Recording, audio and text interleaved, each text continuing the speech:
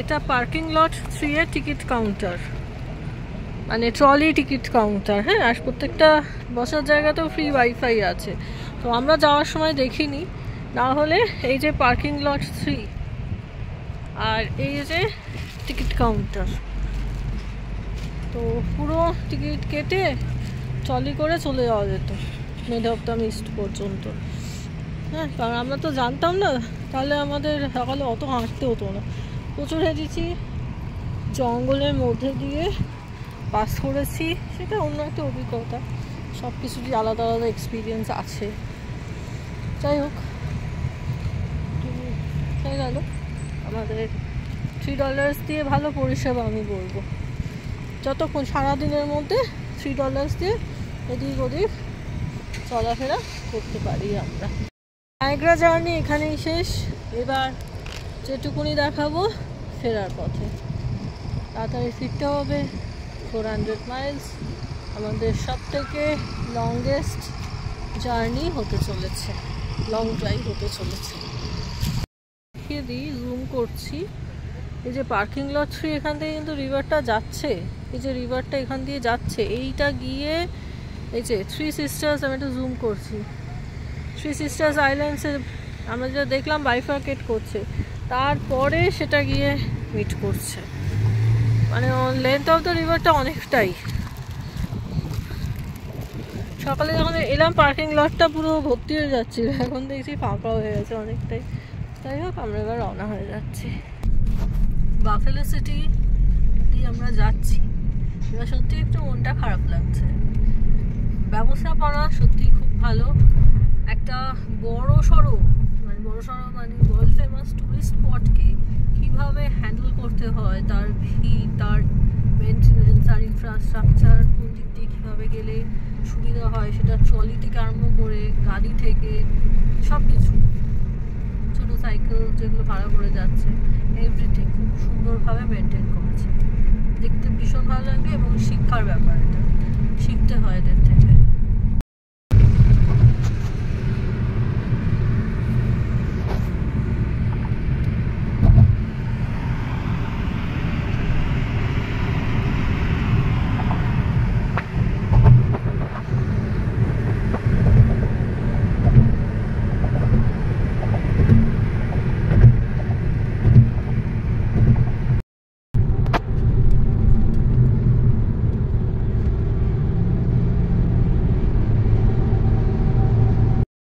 First ব্রেকটা আমরা নিয়েই নিলাম 1 ঘন্টা গাড়ি চালিয়ে। কফি টফি কিছু খাবো, আবার অ্যাপেল গ্রিন এখানে এসছি, অন্য আউটলেট আর কি। এখানে এগুলোই আছে, ডানকিন, স্টারবাকস, প্যানেরা, এগুলোই আছে সব, বার্গার কিং। এখানে গিয়ে কিছু একটা কফি টফি নিয়ে নেবো।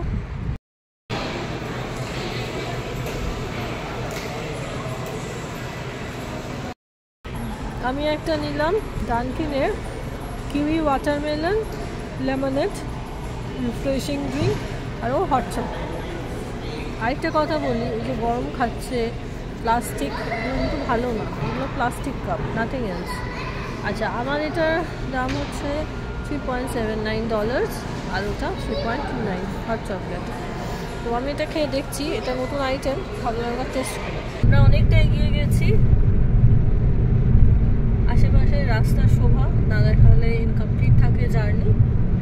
আমরা রাত্রিবেলা স্টার্ট করেছিলাম, তাই যাওয়ার সময় এত ভালো রাস্তাঘাট বুঝতে পারিনি, জাস্ট হাইওয়ে দিয়ে যাচ্ছিলাম তখন।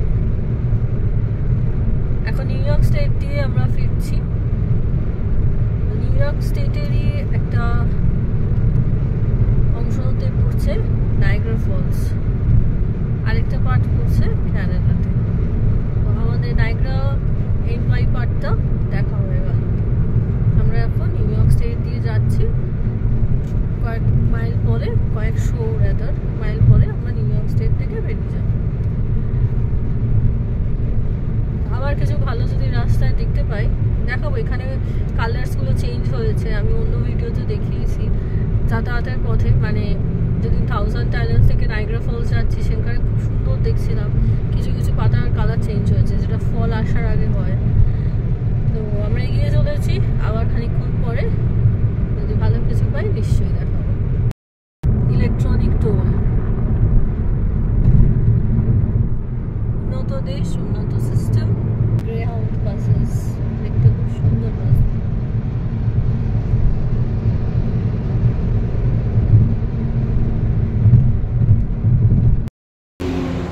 ম্যাসাচুসেটসে মানে স্ট্রিটে এসে গেছি। আবার তেল নিতে হবে, কারণ জেনারেলি 300 মাইল পর একটা তেল নেওয়ার ব্যাপার থাকে। তো গাড়ির তেল ভরছি, আর আমাদেরও খিদে পেয়েছে অনেকক্ষণ। ম্যাকডির আউটলেটও আছে। প্রত্যেকটা পেট্রোল পাম্প থাকা মানেই তার সাথে অ্যাট্রাকশন ফুড কোর্ট থাকবে। আর এখানে সেপ্টেম্বর মাসের ফার্স্টে আজকে তো খুব হাওয়াও দিচ্ছে, এখানেও দেখছি বেশ হাওয়া দিচ্ছে। আচ্ছা, এখানে একটা জিনিস দেখা যাচ্ছে, ট্রাকে করে সব গাড়িগুলো উঠবে, একটার উপর একটা উঠিয়ে দেয়, উঠিয়ে ইন্টারস্টেট ট্রাভেল করে, স্টেট টু স্টেট ট্রাভেল করে।